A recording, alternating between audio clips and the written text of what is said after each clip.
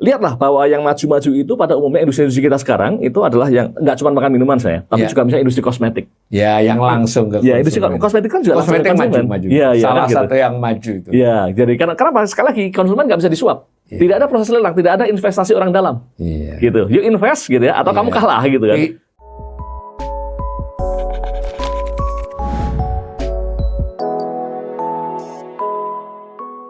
Salam cerdas, Ibu Bapak, saudara-saudara yang saya hormati. Sesi ngobrol ekonomi kali ini saya kedatangan tamu Dr.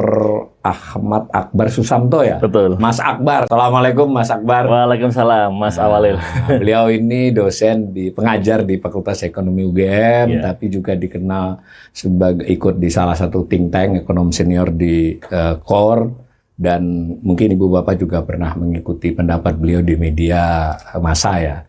Nah, kali ini saya tadi sudah janjian kita mau bincang-bincang yang mungkin sedikit beda dari yang biasa disiarkan di kanal ini. Masih terkait ekonomi. Tapi kita nanti coba ngobrol pendapat beliau bagaimana, pandangan beliau bagaimana. Nah, dari kanal ini ataupun dari berita-berita yang dibaca para pemirsa kan sudah kelihatan ya. Ada ekonom, ya kita ekonom ya, kita nggak bicara netizen ini, yang memandang ekonomi ini sedang tidak baik-baik saja, bahkan menuju arah ke resesi dan salah-salah bisa krisis meskipun jauh ya, tapi sudah ada tanda. Di sisi sebelahnya tentu ya ekonom pemerintah ataupun think tanknya pemerintah itu mengatakan justru sebaliknya, ini ekonomi sedang menuju kepada Indonesia emas kan, tahap-tahapnya sudah mulai swasembada pangan, kita mau hilirisasi, kemudian sudah persiapan koperasi segala macam kita mau emas. Nah ini di tengah-tengah ini banyak variasi, tapi anggap aja di tengah-tengahnya ya kondisinya ini ya tidak terlalu baik, tapi juga masih mungkin untuk diperbaiki. Kira-kira seperti itu. Tapi itu kan common sense. Kita butuh cara analisa yang kurang lebih supaya kita dapat gambaran yang nanti kan kelebihannya analisa itu begini menurut kami pemirsa. Dengan kita menganalisis itu kita bisa membagi-bagi persoalan, kemudian mengumpulkannya kembali, kemudian melihatnya dari sisi waktu atau pelajaran di tempat lain. Ini kita bisa melakukan penilaian secara lebih ya bukan objektif sih, susah juga ya. Lebih dekati gambaran yang terjadi dan apa yang mungkin terjadi. Nah, kita langsung aja kita tanya kalau ke Mas Akbar ini sebagai seorang ekonom, kalau kita mau menganalisis ekonomi sebelah suatu bangsa seperti Indonesia ini, dia ini kondisi saat ini itu jangan, tadi kan penilaian umum tuh, disebut baik-baik saja atau justru sedang pada tahap penurunan atau penaikan itu, dan tentu ekonomi kan tidak pernah terlepas dari sosial politik ya. Kita punya kerangka apa yang pas untuk begitu, Mas? Ya, pertama Mas Awalil ini saya sebenarnya agak grogi ini, agak susah ini saya hadir di forumnya Mas Awalil yang beliau sudah menganalisis sangat detail tentang perekonomian kita. Jadi kalau saya membahas seperti apa yang beliau bahas nggak seru kan gitu. Okay. Maka saya ingin membahas dengan cara yang agak beda gitu ya. Jadi Mas Awalil saya kira di tengah situasi sekarang ini kita bisa berdebat panjang tentang apakah kita ini sedang baik-baik saja ataukah sedang tidak baik-baik saja, gitu ya. Jadi sebagai sebuah bangsa, gitu ya, sebagai sebuah bangsa, sebagai sebuah perekonomian gitu. Dan tapi terlepas dari itu gitu ya, nanti biasanya kan gini, yang mengatakan baik-baik saja mereka akan punya indikator-indikator tertentu. Betul. Mereka yang mengatakan tidak baik-baik saja akan ada indikator-indikatornya. Sebagian sudah sering dibahas oleh Mas Awalil, karena itu saya nggak akan masuk ke sana. Tapi saya yakin bahwa terlepas dari orang itu melihat kita sedang baik-baik saja atau tidak baik-baik saja, semua pasti sepakat bahwa kita sebagai sebuah bangsa harus bangkit. Gitu. Harus lebih baik dari harus sekarang. Lebih baik dari sekarang gitu. Apalagi ini sebentar lagi kan ada momen apa itu? Hari Kebangkitan Nasional gitu ya. Betul. Semua orang pasti sepakat bahwa kita harus bangkit gitu. Nah, sehingga nanti diskusinya adalah apa yang sebenarnya sedang terjadi di negara kita dan kalau mau bangkit itu harus bagaimana? Gitu ya. Nah, ada banyak cara tentu saja untuk melihat itu gitu. Katakanlah kita pertama bisa mungkin di level yang lebih teknis, detail, yang seperti yang banyak dilakukan, ataukah kita mungkin masuk ke level yang sedikit lebih abstrak, lebih konseptual gitu. Dan hari ini mungkin karena saya ketemunya Mas Awalil gitu, saya pengen bicara pada konsep yang sedikit lebih konseptual gitu ya. Nah, jadi kalau kita ingin menunjukkan tentang bagaimana ke depan kita harus bangkit, salah satu kerangka teori ya, kerangka pikir yang bisa kita gunakan adalah mungkin kerangka teori yang dikembangkan oleh Daron Acemoglu dan James Robinson. Ini dua orang ini udah dapat hadiah Nobel nih, gitu ya. Nobel ya. Ya, dapat hadiah Nobel. Salah satunya dari mereka dikenal salah satunya dari buku yang mereka tulis. Udah agak lama sebenarnya, udah sekian tahun yang lalu. Tetapi buku ini cukup monumental gitu ya. Nah, buku itu judulnya Why Nations Fail, gitu ya. Nah, tapi nanti saya juga pengen cerita dari pendapat saya sendiri. Tapi saya akan mulai dari, misalnya kita pinjam kacamata mereka dulu gitu ya. Jadi mereka menulis buku judulnya Why Nations Fail. Gitu. Nah, keren banget itu buku itu ya. Ya, jadi di buku itu mereka mencoba menjelaskan kenapa kok ada negara yang sukses dan kenapa ada negara yang gagal, gitu ya. Nah, mereka beri contoh juga beberapa misalnya. Contoh yang mereka sebut misalnya adalah kenapa ada Korea yang dulu nenek moyangnya sama, berangkatnya sama, begitu. Lalu Perang Dunia Kedua kan mereka terpecah, satu jadi Korea Utara, atau jadi Korea Selatan. Kenapa hasilnya beda? Gitu, dan seterusnya. Lalu mereka juga menganalisis beberapa kasus negara-negara lain lah gitu ya. Yang intinya dari analisis mereka itu mereka sampai pada kesimpulan negara itu sukses kalau mereka punya yang namanya institusi yang inklusif. Gitu. Institusi yang inklusif. Ya. Mari kita jelaskan lebih detail. Ya. Nah, sebaliknya negara itu gagal ketika mereka institusinya itu ekstraktif. Gitu. Nah, itu yang mereka lakukan adalah itu. Nah, apa yang dimaksud dengan institusi yang inklusif? Kata mereka, institusi yang inklusif adalah institusi yang membuka kesempatan bagi siapapun untuk bisa berusaha, berpartisipasi dalam perekonomian, berkompetisi secara sehat, gitu ya, berinovasi dan seterusnya. Nah, dalam perekonomian yang memiliki institusi seperti ini, maka orang itu berlomba-lomba untuk kemudian berkembang, maju dan seterusnya begitu, dan itu akan bawa kemajuan bagi perekonomian mereka. Gitu ya. Nah, sebaliknya di sebuah negara yang institusi mereka itu ekstraktif, di situ perekonomian itu didominasi oleh segelintir elit, gitu, segelintir elit. Yang segelintir elit ini menguasai sumber daya, menguasai kekuasaan, begitu, dan mereka lebih fokus pada bagaimana mengekstraksi sumber daya untuk kepentingan mereka, at the expense atau dengan mengorbankan masyarakat secara keseluruhan, gitu. Nah, tadi kata sehingga kalau kita lihat dari cerita itu, maka sebuah negara itu dia akan sukses kalau dia punya institusi inklusif. Dia akan gagal kalau dia punya institusi ekstraktif. Nah, tentu muncul pertanyaan, nanti ya, misalnya gini. Jadi kalau Indonesia yang mana gitu kan? Ya, nanti jangan buru-buru gitu kan, jangan buru-buru. Nanti agak belakang dikit gitu ya. Nah, pertanyaan gini, bagaimana sebuah negara itu kok bisa jatuh pada institusi yang ekstraktif misalnya, gitu ya? Nah, biasanya prosesnya itu diawali dengan sebenarnya bertahap sih, nggak langsung biasanya. Tapi biasanya diawali dengan satu kondisi di mana ada sekelompok orang yang mulai mendapatkan kekuasaan. Kemudian begitu mereka mendapatkan kekuasaan, maka mereka kemudian fokus pada bagaimana mereka membangun diri mereka sendiri, gitu ya, mempertahankan kekuasaan mereka, misalnya akses terhadap sumber daya gitu. Dan mereka pelan-pelan gitu ya membangun kekuasaan itu, dan tentu saja bisa saja mereka melibatkan pihak lain sepanjang itu kemudian kepentingannya bertemu. Tapi intinya adalah bahwa itu nanti kelompok elit ini nanti akan semakin kuat, menggurita di sisi politik, menggurita di sisi ekonomi, menggurita di sisi-sisi yang lain termasuk militer, gitu ya. Mungkin dalam batas tertentu di sisi agama juga, tapi ini mungkin kasus khusus ya, gitu ya. Nah, terus begitu. Jadi pelan-pelan dari sebuah negara yang dia awalnya ada proses seperti itu terpantik, dia lama-lama kemudian mengalami institusi yang ekstraktif tadi ya. Nah, kalau dia sudah masuk ke institusi yang ekstraktif, pada dasarnya menjadi sangat sulit untuk bisa keluar dari institusi yang semacam itu. Dia bisa puluhan tahun bahkan mungkin ratusan tahun, kecuali ada momentum yang membuat mereka bisa keluar dari itu. Gitu, dan itu pun tidak mudah. Gitu ya. Seringkali ada misalnya momentum tertentu yang membuat misalnya nih terjadi revolusi sosial. Revolusi sosial, pemimpin jatuh. Jatuhnya entah karena kudeta atau jatuhnya entah karena misalnya gerakan sosial yang kemudian melakukan perlawanan terhadap kekuasaan gitu. Yang seringkali buat gagal adalah begitu masuk penguasa baru, yang terjadi adalah penguasa baru itu kemudian kalau dia menggunakan cara berpikir yang ekstraktif, dia akan mempertahankan sisi itu. Karena begitu dia kekuasaan, dia fokus pada bagaimana mempertahankan untuk kepentingan dia sekarang. Betul banget. Dan itu terus berulang. Gitu ya. Maka ada ungkapan kan, saya kira saya lupa siapa, tapi saya kira dari Khalil Gibran kalau saya nggak salah. Sungguh malang nasib sebuah bangsa yang mereka itu berpayah-payah menjatuhkan pemimpin sebelumnya dan kemudian bersorak-sorai menyambut pemimpin baru hanya untuk mengalami yang sama dengan pemimpin yang lama gitu. kalimat detailnya saya nggak ingat. Tapi prinsipnya adalah begitu, dan itu terjadi berulang-ulang gitu, dan intinya adalah bahwa menjadi sangat sulit memang sebuah bangsa kalau dia sudah masuk ke situasi yang seperti itu. Gitu. Saya kira tadi pengalaman Korea Utara misalnya. Mas Awalin mungkin susah ya bayangkan Korea Utara itu kapan dia akan menjadi seperti Korea Selatan misalnya. Ya, jadi sulit. Nah, sekarang kalau kita kembali ke Indonesia misalnya. Menerapkan analisis seperti itu. Nah, jadi kalau pinjam kerangka analisis ini, Indonesia sekarang ada di mana? Gitu ya.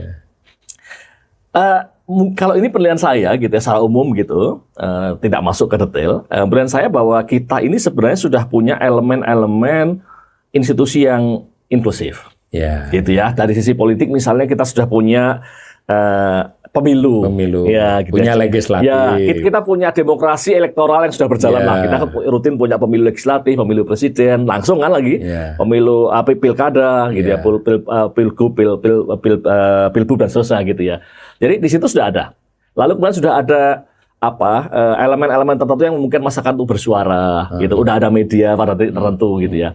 Tetapi kemudian pada waktu yang sama, gitu ya, kita juga masih punya ciri-ciri yang mencirikan institusi yang ekstraktif. Ada sekelompok orang yang menguasai aset, sumber daya kita sebagai bangsa. Bersekongkol dengan mereka yang ada di kekuasaan, gitu ya. Di mana di situ saling menguatkan. Kekuasaan dibeli oleh mereka yang kaya. Dengan kekuasaan itu mereka membuat kebijakan yang mendukung yang kaya, dan seterusnya gitu kan, terjadi persekongkolan yang seterusnya itu, dan yang itu sebenarnya lebih dekat dengan ciri-ciri institusi yang ekstraktif, gitu ya. Nah, sehingga kalau tadi kata Mas Awalil, jadi kita ada di mana, ya kita seperti itu. Nah, sehingga kalau kembali ke pertanyaan utama, terus gimana dong kita mau bangkit? Gitu. Tidak mudah, gitu ya. Ya tadi bahwa kalau kita mau bangkit, berarti kita harus terus bergerak sebagai sebuah bangsa untuk bisa menuju elemen-elemen yang tadi lebih inklusif, gitu ya, di mana kekuasaan itu tidak lagi dikuasai oleh segelintir elit politik, perekonomian kita tidak lagi dikuasai oleh segelintir oligarki, gitu ya, dan seterusnya. Gitu ya. Sehingga biasanya kalau menggunakan kacamatanya Acemoglu dan Robinson, ujungnya kita akan mengatakan, ya udah kita harus bangun masyarakat sipil yang kuat, ya kita harus mendorong supaya demokrasi kita semakin terbuka, kita harus mendorong pers misalnya menjadi semakin transparan, terbuka, objektif dan seterusnya. Nah itu kalau pakai kacamatanya calon Acemoglu dan Robinson. Berarti kan kalau disederhanakan, bangsa-bangsa itu mestinya memiliki secara ekstrim, satu, ada bangsa atau negara atau perekonomian yang lebih banyak memiliki ciri inklusif. Inklusif artinya banyak pihak, banyak orang yang memutuskan secara bersama, kepentingan bersama, dan perspektif yang jangka panjang. Yang satunya lagi, kebanyakan ada bangsa-bangsa yang komponen-komponen sistemnya, sosial, ekonomi, dan dalam konteks kita ekonomi, itu lebih disebut ekstraktif lah gitu. Sebetulnya berarti eksklusif kan. Nah gitu. Nah lalu tadi dengan cara ini, kalau biar kelihatannya kan kalau yang ini peluangnya gagal kan, kira-kira begitu, jadi negara gagal. Yang ini peluangnya menjadi negara yang berhasil, tentu dengan tingkat sesuai perkembangannya. Nah sementara Mas Akbar tadi masih berusaha menilai fair lah nih, Indonesia nih ada di tengah-tengah, meskipun ada tanda-tanda yang kelihatannya agak ke kanan ini. Tapi kita tidak harus ke situ. Tapi saya pengen mendalami dulu kan, tapi ada juga pandangan begini. Agak sulit kan hanya sekedar, apalagi terkait dengan ekonomi ya, tidak kalau politik itu kan ada yang kalau demokrasi itu demokrasinya secara prosedural artinya pemilihan umum ada, undang-undang DPR ada, DPR bersidang, DPR membuat undang-undang.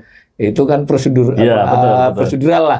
Nah, tetapi secara substantif, misalnya hasil pemilu dikuasai oleh orang-orang yang punya modal. Betul sekali. Di sidang-sidang di DPR tadi ada kecurigaan pesanan-pesanan. Yang ini para peneliti lebih butuh effort nih, nggak bisa ngelihat di luarnya saja. Nah, untuk ekonomi bahkan menurut saya lebih kompleks lagi kan, karena misalnya undang-undang, betul kan, undang-undang nih sebutlah undang-undang sumber daya alam, gitu ya. Air lah, atau migas lah, bahkan bisa lebih rinci lagi toh. Saya kira dalam waktu dekat pasti kita juga akan bicara undang-undang baterai apa-apa begitu lah, semacam itulah. Nah, antara undang-undangnya sendiri merupakan kebutuhan secara teori ekonomi karena akan perkembangan.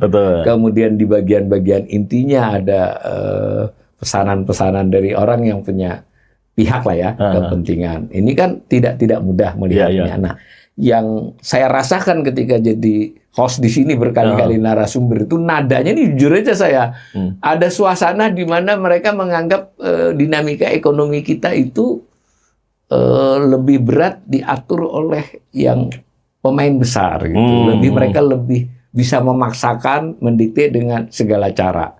Baik itu resmi, tidak resmi, formal, kita kan tidak bicara itu. Nah, kalau saya boleh bertanya ke Mas Akbar, kalau secara perekonomian sebenarnya ideal mana? Karena gini, ada pembenarannya juga kan, bahwa kalau ditentukan oleh sekian lebih sedikit orang, kita bisa menentukan arah, bisa mempercepat proses. Nah, begitu sekalipun faktanya memang lebih. Nah, kira-kira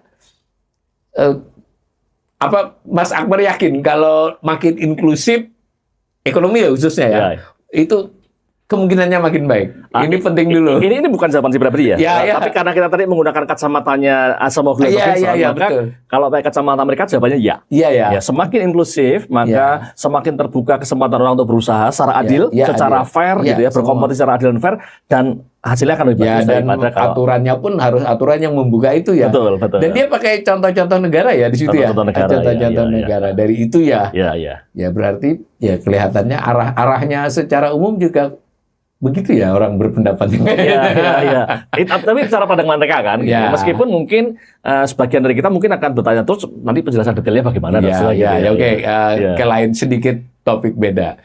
Ini kan di politik sudah biasa nih bahwa ya betul uang mengatur. Tadi sebutlah ekonomi berpengaruh terhadap politik dan bolak-balik ya politik juga ngumpan ini.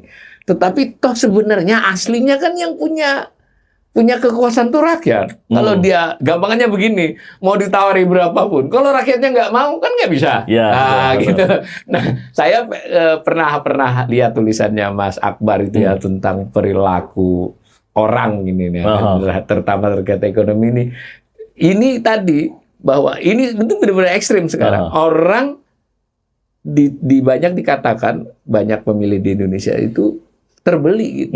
Tapi kalau saya bicara terbeli kan bisa juga salah mereka juga mau dibeli. Nah, ini kalau dari sisi perilaku ekonomi ini kan bisa kemana-mana. Analisis seperti itu seperti apa? Jadi saya tadi punya pandangan ya yang yang tidak sepenuhnya sama mungkin dengan penjelasan Acemoglu dan Robinson. Penjelasan mereka tentu berguna, sudah diakui di level internasional, sangat legendaris gitu. Tapi saya kira juga punya kelemahan penjelasan itu. Di antara kelemahannya adalah bahwa analisisnya itu adalah analisis vertikal, negara versus rakyat gitu ya. Jadi konteksnya pun juga makro kan secara keseluruhan gitu ya. Jadi lihatnya tuh sebuah negara lalu kemudian langsung ini ekstraktif ataukah inklusif gitu kan, dan ekstrim banget lah pilihannya. Sehingga di situ ada cerita yang hilang gitu ya dalam menarik ini. Jadi kalau saya pribadi kemudian mencoba membuat penjelasan sedikit lebih detail dengan sudut pandang yang agak berbeda. Nah, saya mungkin menyebut situasi kita ini karena tadi ada tengah-tengah gitu ya. Dan kemudian juga melihat dari sudut pandang yang sedikit lebih detail, saya punya pandangan gini, saya punya istilah gitu ya. Saya punya istilah itu self-herding society. Self-herding society. Herding itu kan apa itu? Membimbing tapi ke arah yang salah. Menggiring ya, gitu ya. Jadi kita itu ada di situasi di mana kita semua itu sebagai sebuah masyarakat, sebagai sebuah bangsa itu menggiring diri kita sendiri, bukan ke arah yang positif, bukan ke arah yang mendorong kita untuk mencapai hasil lebih bagus, tapi ke arah yang jelek. Gimana maksudnya? Maksudnya gini, oke saya beri ilustrasi yang sederhana. Ya, ilustrasi. Jadi mungkin Mas Awalil pernah yang ngalamin kalau kita di perempatan jalan, gitu ya. Di perempatan jalan itu kan ada lampu merah, kuning, hijau, gitu. Nah, normanya kita kuning itu artinya melambat, siap-siap untuk berhenti. Tapi pertanyaannya adalah kalau kita mengalami situasi seperti itu, kira-kira masyarakat kita tuh akan milih kalau kuning itu ngebut atau dia mengerem untuk berhenti. Nah, saya berkali-kali di banyak forum tanya kepada mereka untuk ngetes ini, gitu ya. Dan jawabannya adalah ngebut Pak, gitu ngejar biar nggak kena merah. Tapi ternyata bukan itu alasan utamanya. Salah satu alasannya adalah Pak, kalau saya mengerem, Siap-siap berhenti, saya ditabrak orang dari belakang. Gitu. Saya pribadi nggak pernah mengalami situasi seperti itu, gitu ya. Menarik ini. Di jalan besar, gitu ya. Jadi saya punya pilihan, apakah saya akan mengerem ataukah saya ngebut. Oke, sekali waktu saya pengen jadi orang baik, maka saya putuskan untuk saya mau mengerem gitu ya. Apa yang terjadi? Dari belakang saya ada bis besar, dia memanahnya kalau kuning itu harus ngebut. Ya untung saya nggak kesenggol. Kalau senggol nggak ketemu Mas Awalil hari ini, kan gitu kan. Nah, di waktu yang lain, saya mungkin nggak, hari ini saya mau ngebut aja. Apa yang terjadi di depan saya? Orangnya berhenti. Apa ini saya nabrak? Gitu. Dan itu benar-benar terjadi pada pengalaman saya pribadi.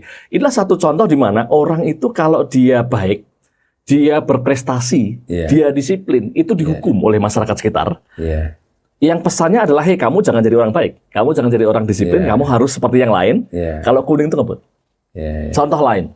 Contoh lainnya adalah, kalau mohon maaf nih, kalau kita punya acara-acara yang di kampung, di kantor sebagian gitu ya, undangan jam 8 misalnya.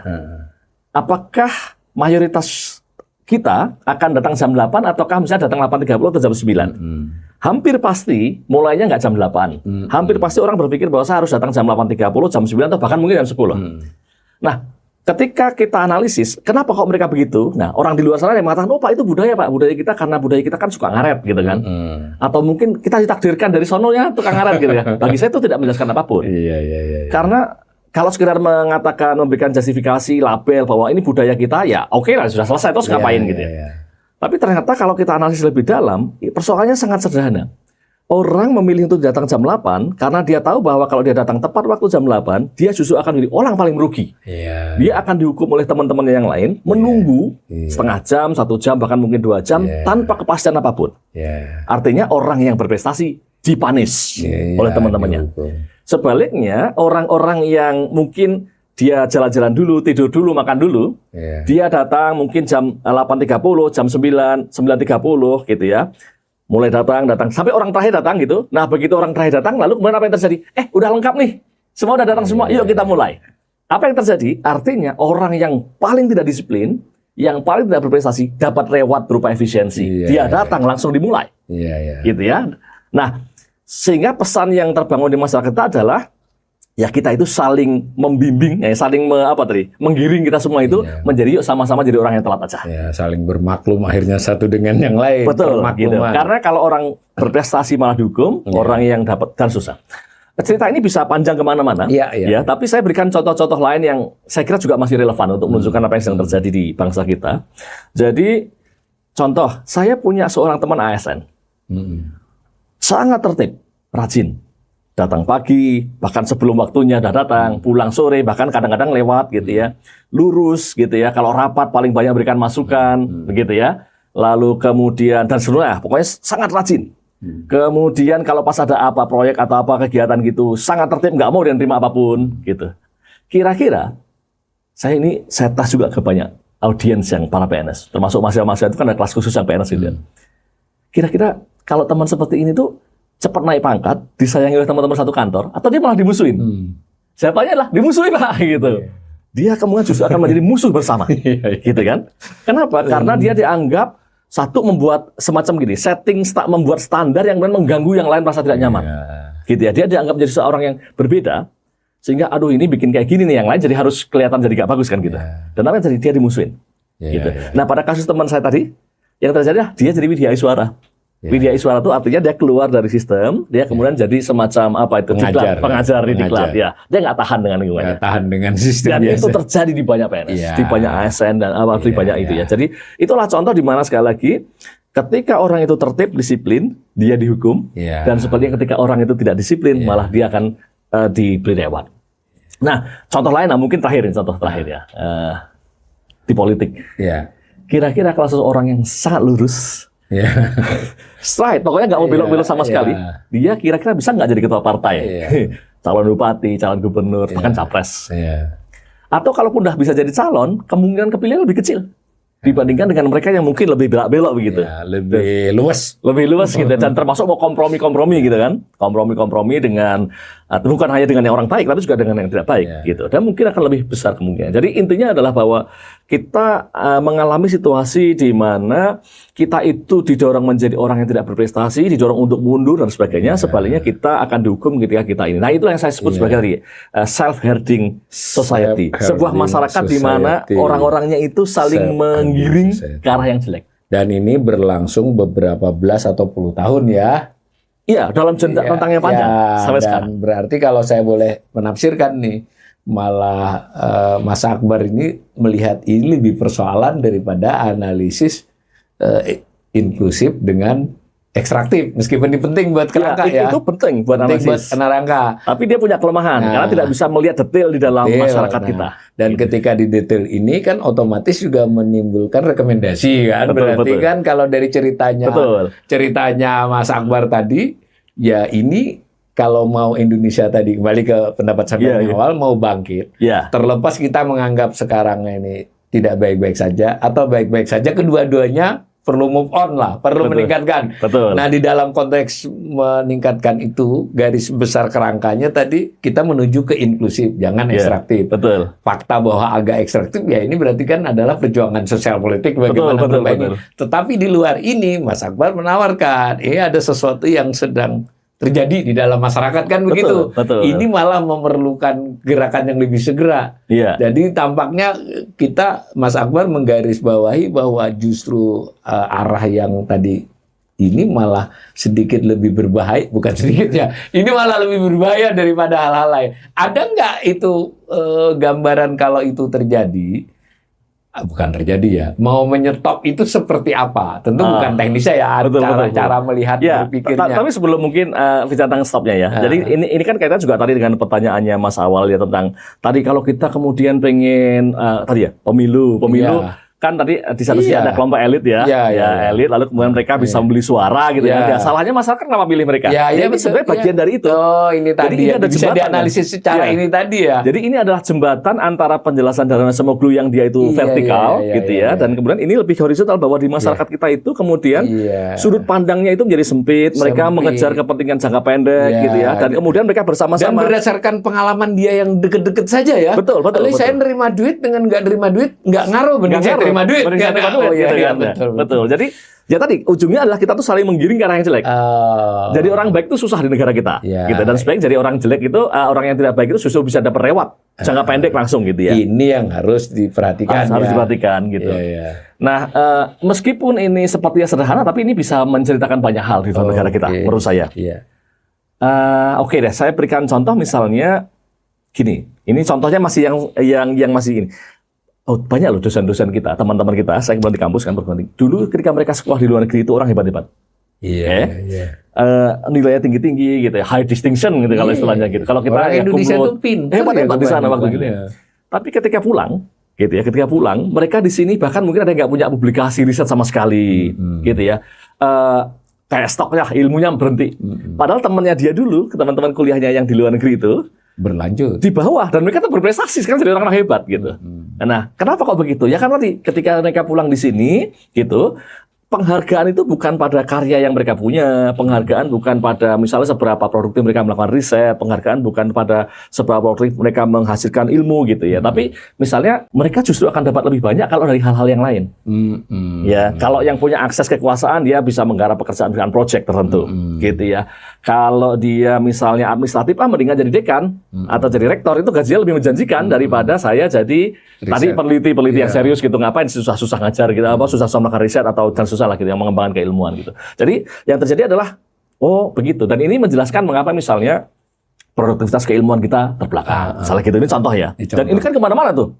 Nah kalau ditanya kenapa kok bisa begitu ya tadi, karena insentifnya itu tidak sedemikian rupa, tidak membuat mereka itu untuk untuk lebih tertarik ke sisi yang sini dan lebih tertarik ke sisi yang lain.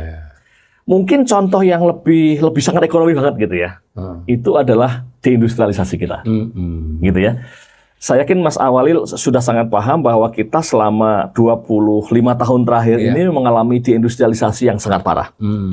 Dulu kontribusi sektor industri kita di dalam PDB itu di atas 23%, 22% begitu. Dan kemudian secara terus-menerus gitu setiap tahun berkurang tinggal 21% sekian, berkurang lagi tinggal 20% sekian, turun lagi 20 sekian, tinggal 19% sekian, tinggal 18% sekian sekarang. Gitu ya. Dan ini sudah tahun 2025. Itu terus berlanjut. Kenapa saya sebut tahun 2025? Karena tahun 2015 kita pernah punya sebuah dokumen yang sangat penting. Dokumen ini namanya RIPIN, Rencana Induk Pengembangan Industri Nasional. Disahkan itu dengan peraturan pemerintah. Gitu ya. Itu kalau Mas Awil baca isinya, oh indah sekali isinya. Karena saya yakin yang nyusun juga udah orang yang hebat, gitu ya. Pasti dia melibatkan para konsultan yang memang ahli di bidangnya, pasti sudah melewati proses FGD, diskusi, macam-macam gitu. Bagus sekali di situ, disebutkan secara detail tentang banyak sisi, mulai dari apa yang kita perlukan, apa yang kemudian mau kita capai, gitu. Kemudian juga klasifikasi industrinya dibuat bangun industri nasional ke depan. 2030 akan seperti apa, 2035 akan seperti apa. Tapi apa yang terjadi? Sampai 10 tahun sudah ada komen itu, deindustrialisasi kita tuh terus lanjut, gitu. Di situ sudah disebutkan misalnya kalau kita pengen bangkit, kita butuh ini regulasi, kita butuh termasuk sumber daya manusia, tapi nggak jalan semua. Kenapa? Menurut saya, karena buku itu tidak memperhitungkan efek tadi yang saya sebut sebagai tidak self-herding situation. Jadi kita ada situasi di mana kita itu kemudian tadi kita diberi insentif, diberi reward itu untuk sesuatu yang salah.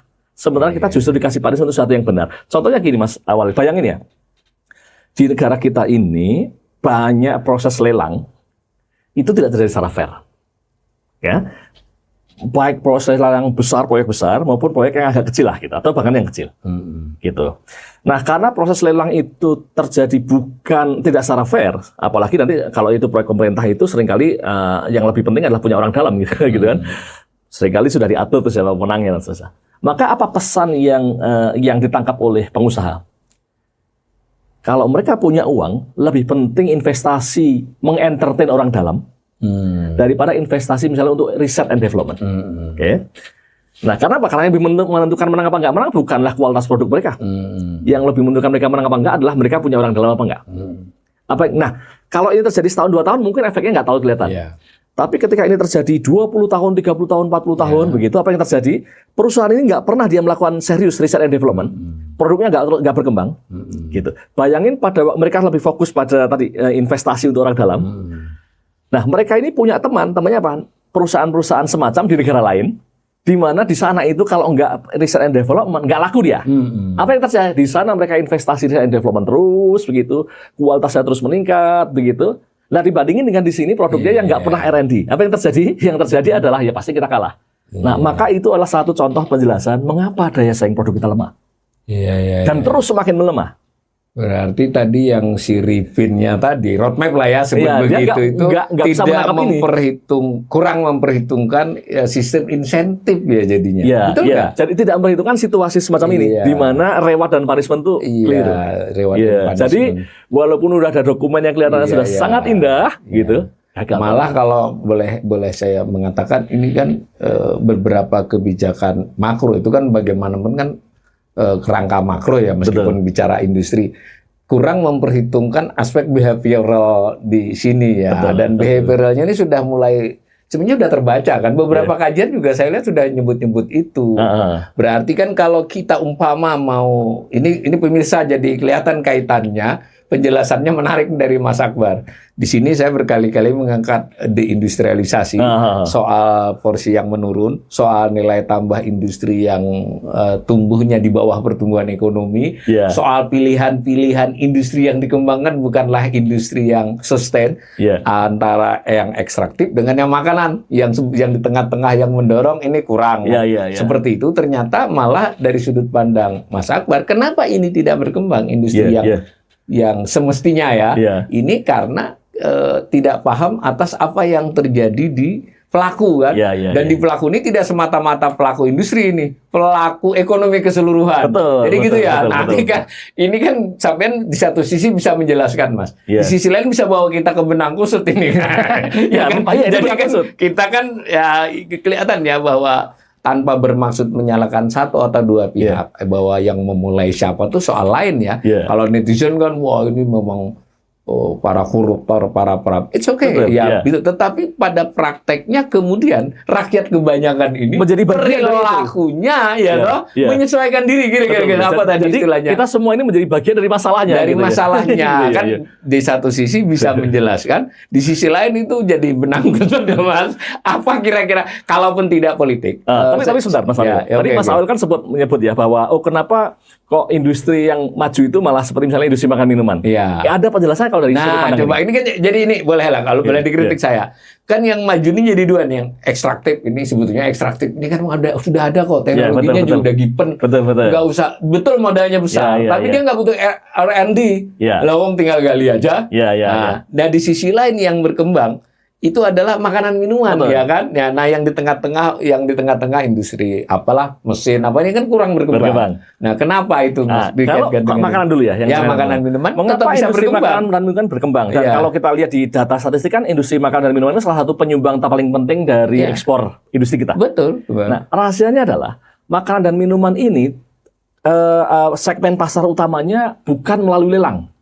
Tapi segmen pasar utamanya adalah masyarakat langsung. Bagus. Kan gitu kan ya? Iya. Jadi seperti Indomie ini, contoh Indomie adalah salah satu produk kita yang bisa dipakai kemana-mana. Dan tanyalah makan-makan yang lain itu, dia segmennya itu langsung konsumen gitu. Jadi karena dia adalah consumer good, maka apa yang terjadi? Di situ tidak berlaku lelang. Di situ yang terjadi adalah perusahaan itu terus melakukan riset and development, mengembangkan produk baru dengan kualitas yang bagus, atau dia nggak laku di mata konsumen. Karena konsumen nggak bisa disuap. Iya. Kan gitu kan?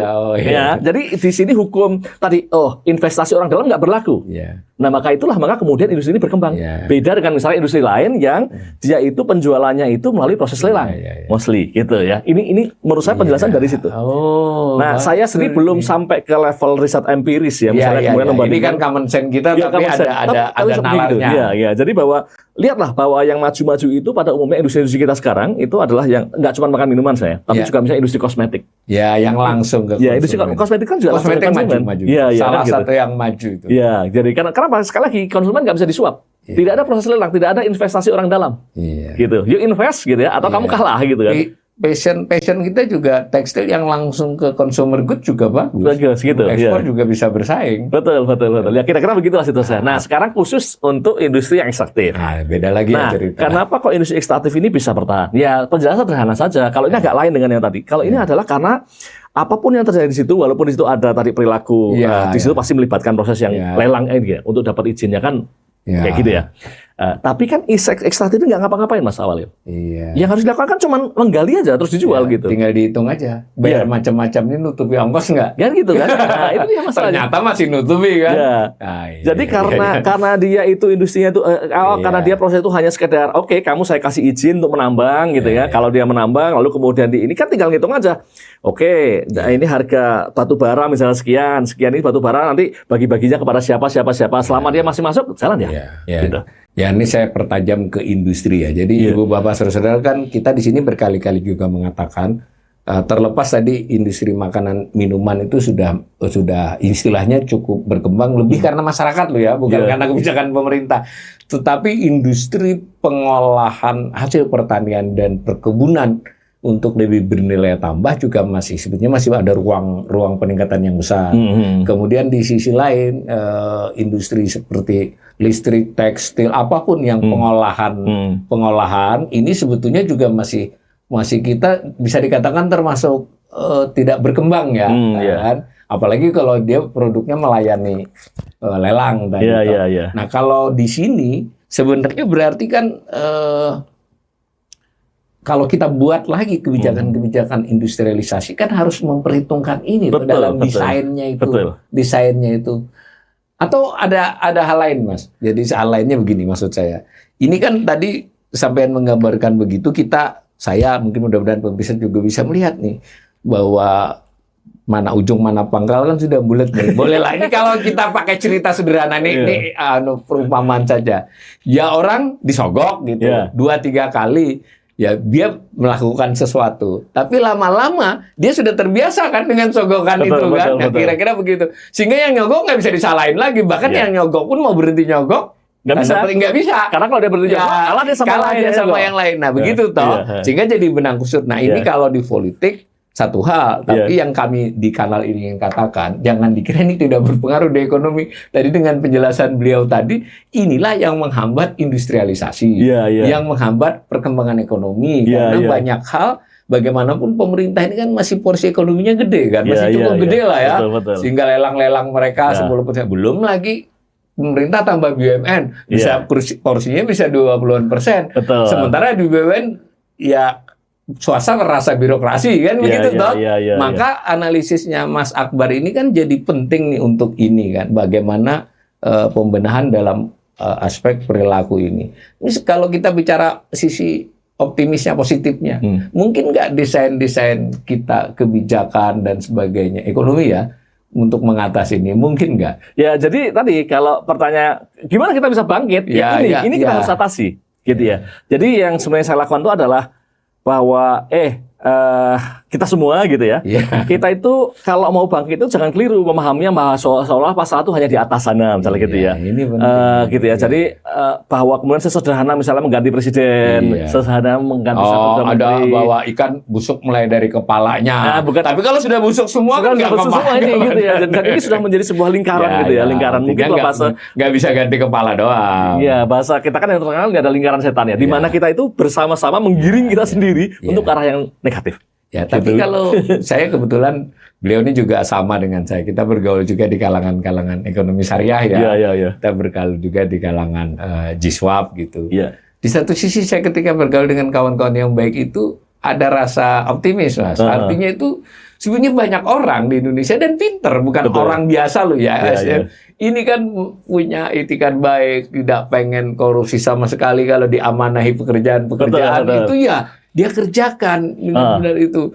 Artinya kan sebenarnya ada hope kan kalau dari sisi ini. Urusannya kira-kira bagaimana ini supaya ini kan di sini berkali-kali saya merasakan orang itu, kita kalau diskusi sampai netizen saya ini juga suka komentar di YouTube saya ini. Kanal ini kok bicaranya ya kayak putus asa katanya. Jadi saya juga nggak enakan. Dia kritiknya menurut saya membangun.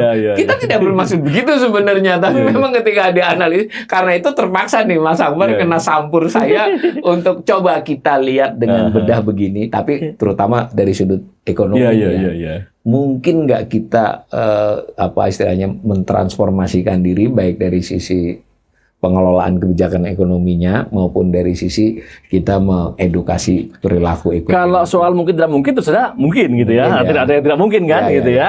Kalau kita berusaha dan Allah mengizinkan gitu kan. Tapi tidak mudah. Gitu mudah ya. Jadi saya harus mengatakan bahwa ini bukan sesuatu yang bisa semudah balik tangan. Tapi paling enggak yang ingin saya lakukan adalah bahwa kita tuh memahami persoalan itu bukan sekedar misalnya mencari seorang ratu adil.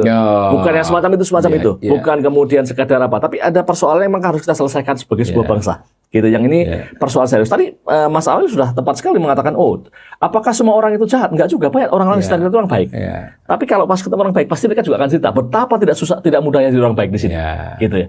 Jadi saya baru 2 hari yang lalu atau 3 hari yang lalu ketemu dengan seorang sahabat yang beliau itu politisi gitu ya. Lalu kemudian beliau ceritakan bagaimana kalau beliau itu jadi orang baik itu susah.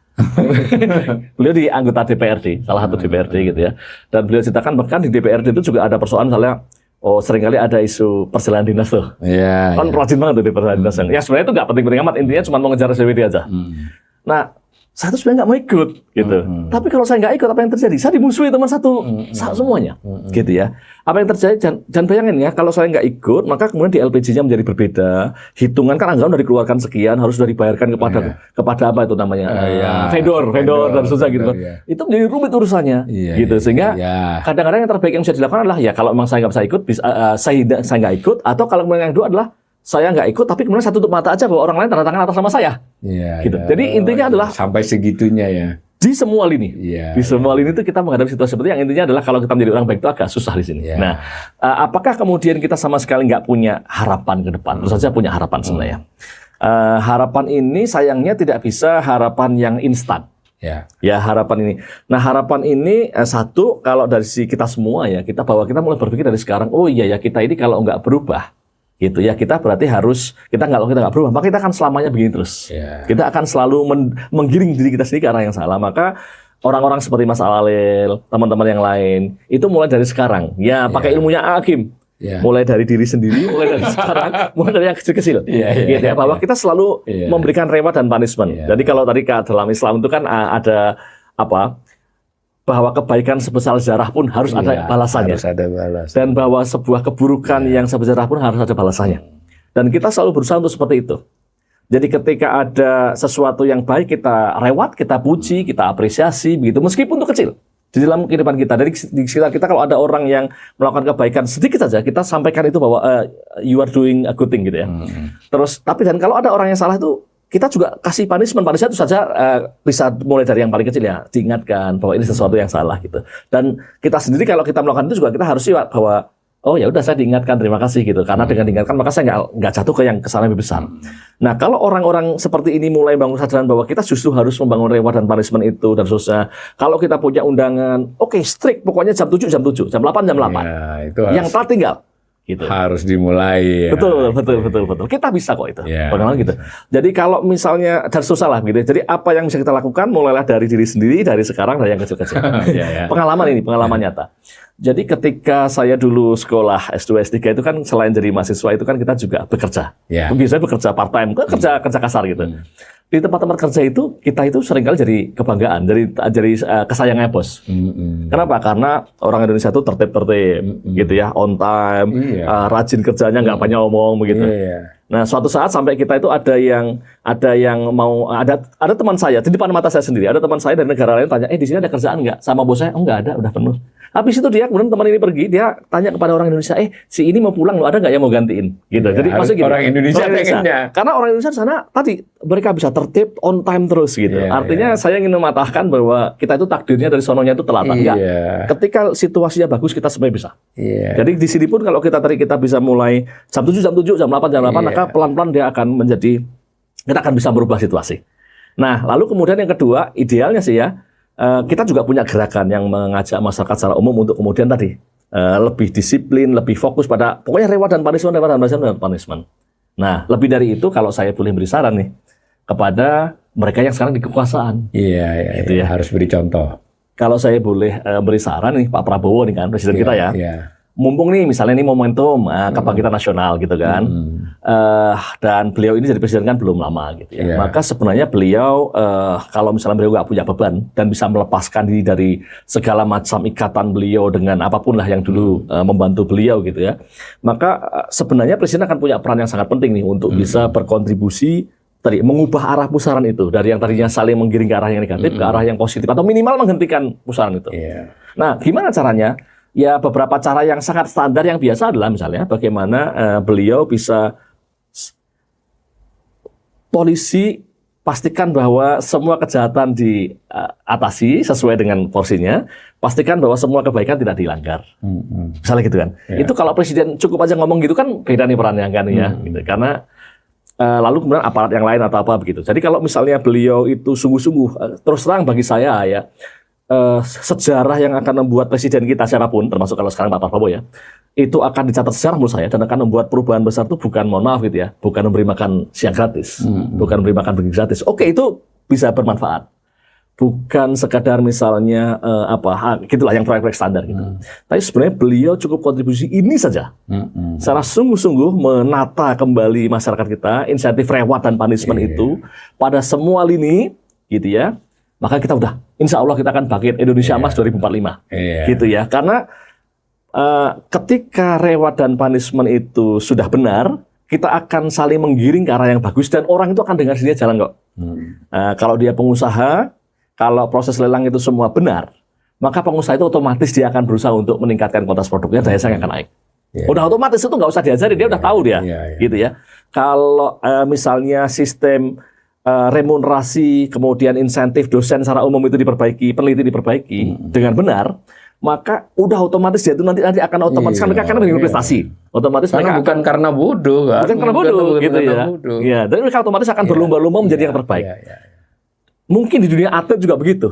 Gitu ya. Jadi kalau misalnya pemilihan atlet itu fair, reward dan punishment pada mereka, maka mereka akan berlomba-lomba berprestasi. Gitu. Dan itu di semua lini hidup kita saya yakin. Nah, jadi Pak Prabowo nih, kalau saya boleh Iya. berharap ini sebagai presiden, ini sebenarnya kontribusi yang paling besar kalau beliau mau sungguh-sungguh gitu. Iya. Gitu. Jadi ini narasumber saya yang kesekian ya. Jadi saya ingatkan lagi dulu ada narasumber juga yang bercerita.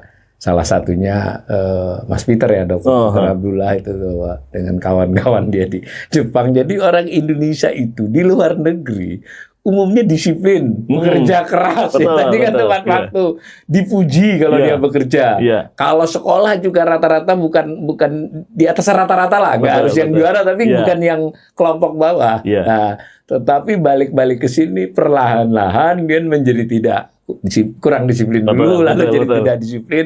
Tadi kepintarannya menjadi berkurang akibat tidak mau lagi berkarya di ilmiah. Jadi ini mematahkan. Tidak benar kalau kita tuh tidak aslinya tidak, bawaannya tidak disiplin dan tidak pintar. Itu tidak benar. Tidak benar. Dan bahkan kalau tidak harus yang keluar negeri. Saya punya pengalaman sendiri di waktu saya dulu masih gelandang di pasar ya Pak. Zaman 30 tahun yang di pasar Beringharjo itu. Ya orang yang namanya pedagang kecil itu jam kerjanya nyaris 24 jam kok. Dia istirahatnya tuh di sayur-sayurannya itu. Betul. Jadi nggak mau, itu orang tidak ada malas-malasnya. Iya, betul, Saya betul. pernah tinggal di desa beberapa tahun ya. Yang namanya ibu-ibu petani itu sudah mau panen masih jaga untuk mengusir burung. Betul. Berbagai contoh-contoh itu ingin memastikan lah. Iya. Bahkan di negara lain orang belum pada bangun, di sini sudah sholat subuh dan bekerja. Betul. Jadi itu sudah bisa dipastikan kita bawaannya bukan pemalas, bawaannya bukan tidak disiplin, Iya. dan bawaannya yang lebih penting bukanlah orang bodoh-bodoh, Betul, kan, orang betul, pintar-pintar. iya. Lalu mengapa kemudian perlahan-lahan dan sekarang kita menghadapi situasi ada opini gitu loh, seolah-olah sebaliknya. Tadi kan diceritakan oleh Mas Akbar, salah satu sebabnya ya tadi saling belajar untuk membenarkan keburukan kalau pakai bahasa saya kan begitu. Betul. Akibat dan macam-macam. Maka kalau untuk memutar baliknya lagi adalah kita kembali kepada asalnya, kita tuh sudah baik-baik tadi toh. Iya. Nah, ini bisa diarahkan. Tapi saya mau bicara yang teknis nih. Dengan kondisi sekarang, dan kalau boleh nih, mau tidak mau saya menilai Mas Akbar sebenarnya dari tadi bilangnya di tengah ya, tapi kalau dari pembicaranya sebenarnya agak miring keadaan tidak baik-baik aja. Gak apa-apa lah, kan kita tidak dengan maksud mengatakan tidak baik putus asa. Kalau saya boleh simpulkan dari penjelasan kita ini ya sedang tidak baik-baik, tapi Mas Akbar masih melihat tidak baik-baiknya ini bisa dibawa ke Indonesia Emas. Kan pemecahannya jadi begitu nih. Betul. Nah, umpama dengan situasi yang sekarang pun, dan mungkin juga dengan, kita kan harapan tadi perbaikan begini-begini. Ya, umpama perbaikannya itu gradual lah, tidak seperti ekstrim seperti itu. Nah, sementara ekonomi kan sedang melambat nih. Pertumbuhan ekonomi begitu. Kita masuk yang ke teknis kita nih. Industrialisasi begitu. Pemerintah kelihatannya punya cash flow ya terbatas, tapi masih pengen melakukan hal-hal besar. Ini kan menimbulkan. Dengan situasi datum seperti ini, given seperti ini, ke depan 1-2 tahun ke depan kelihatannya akan seperti apa ekonomi kita, Mas? Normatif sajalah.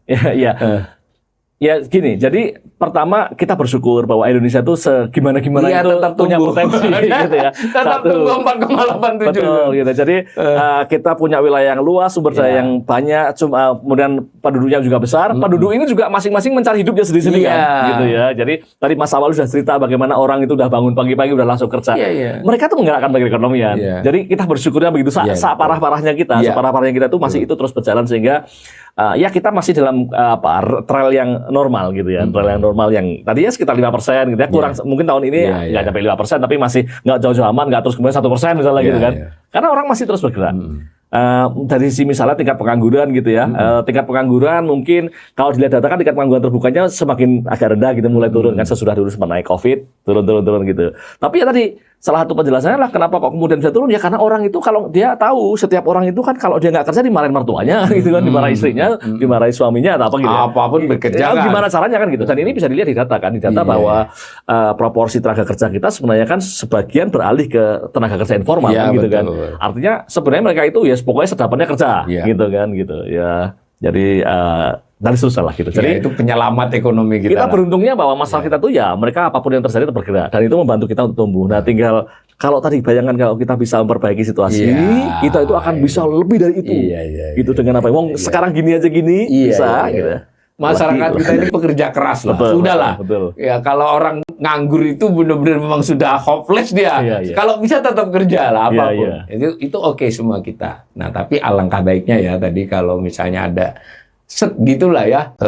Saya kok melihat saya nih ya boleh dikomentari kebijakannya pemerintahan Prabowo ini agak terlalu memaksakan keinginan-keinginannya tanpa begitu kurang memperhatikan sumber daya yang dimiliki dari sisi fiskal. Tadi kan kita itu saling memberi reward dan punishment ke arah yang salah gitu ya. Nah, kenapa kok pemerintah termasuk pemerintah sekarang itu misalnya justru fokus pada misalnya program-program yang semacam sekarang lah kalau saya sebut gitu. Nah, salah satunya adalah karena memang masyarakatnya juga lebih mudah untuk memberikan reward penghargaan kepada sesuatu yang bagus ini penjelasannya. Langsung kelihatan di depan mata. Jadi kalau misalnya mau merubah perilaku ukurannya susah, perlu waktu ya. Ya, dan mungkin Mas sekarang bilang ini negara bekerja apa enggak gitu. Bekerja apa enggak. Nah, cukup dengan kalau dulu bagi-bagi bansos gitu kan. Lalu sekarang ngasih makan gizi gratis atau apa itu yang langsung kelihatan. Yang monumental. Monumental gitu ya, langsung kelihatan gitu. Dan itu ya artinya kan politisi juga berpikir tentang bagaimana kepentingan dia bisa dilihat oleh masyarakat kan. Dia dapat support dari masyarakat. Jangan nyala-nyalain pemerintah semua juga nih. Kita para masyarakat harus bercermin juga kan. Jadi ini kayak semacam putaran ini putaran yang memang kita kembali ke diskusi awal tadi gitu. Jadi ya saya tidak bilang bahwa itu tidak salah, tetapi itu bagian dari cerita utuh, bahwa kalau mereka melakukan seperti itu bukan karena apa-apa, itu ada ceritanya, ada alasannya. Kenapa kok membuat programnya itu yang kelihatannya wah langsung kelihatan begitu, gitu kok enggak sesuatu yang lebih fundamental, gitu. Jadi ya ini Mas Akbar bahwa kita ke benang kusut lagi, tapi benang kusutnya ini sebenarnya bisa diurai secara teoritis. Kita tidak boleh juga mengatakan kusut ya. Kompleks tapi ini ada. Yang penting ini mungkin garis yang bisa kita sepakati berdua itu prinsipnya ekonomi itu adalah gambaran tentang kondisi yang bisa kita lihat secara makroekonomi. Nah, makroekonomi itu helikopter view lah. Kita lihat dari atas, dari samping, dari ini kan maksud tuh. Kemudian kita melihatnya secara mikro, kita masuk ke dalamnya, kita lihat bagian-bagiannya. Nah, itu mikro dan mikro yang diutarakan oleh Mas Akbar tadi. Kita lihat komponen-komponen di dalam itu interaksinya seperti apa. Jadi yang kita di textbook yang mungkin mohon maaf mungkin kurang mendalam itu mengira makro itu besar, mikro itu bagian-bagiannya. Nah, ada mikro yang behavioral namanya kan tadi. Di dalam soal behavioral itu ada insentif, ada punishment. Nah, kalau dia berlangsung belasan tahun, ya kalau di dalam bahasa orang sosiologi menciptakan budaya di dalam kita ekonomi, ya intinya itu menjadi rigid menjadi tidak mudah dibelokkan. Tetapi ini penyakit gitu. Kalau ibaratnya kanker, ya ini harus diamputasi. Kalau enggak, ya kita mungkin bertahan karena tadi hebatnya bangsa ini mau dikorupsi, mau diapain dia tetap bisa tahan. Cuma kebayang nggak pemirsa kalau korupsi bisa kita minimalisir, apa yang tadi disebut oleh Mas Akbar, kita bersama-sama suka saling membimbing kepada kesalahan itu dikurangi, kita bisa tumbuh 7, 8, bahkan mungkin 10%. Dan yang penting bukan hanya angkanya, tapi semua orang bisa melakukan yang terbaik gitu ya. Jadi itu optimismenya. Jadi demikian para pemirsa, terima kasih Mas Akbar. Kita akan ngomong lagi lain kali. Jadi ini tadi kami mencoba. Mudah-mudahan pemirsa melihat ini Mas Akbar ini yang mulai membawa saya untuk kepada topik-topik yang sedikit mulai berbeda dengan sebelumnya. Nanti akan saya bicara ekonomi politik, mungkin psikologi ekonomi, sosiologi ekonomi. Meskipun Mas Rimawan sebenarnya sudah mancing di depan, tapi Mas Rimawan nanti kita undang lagi lah. Ini kan sudah mulai dapat jalan masuk lagi bahwa kita harus memperbaiki kondisi kita mulai dari diri sendiri, kita peduli dengan lingkungan, dan kita juga melakukan hak kita sebagai warga negara, entah itu mengkritik, memberi masukan, agar para pemegang kekuasaan juga tahu bahwa ini masa depan kita semua. Demikian.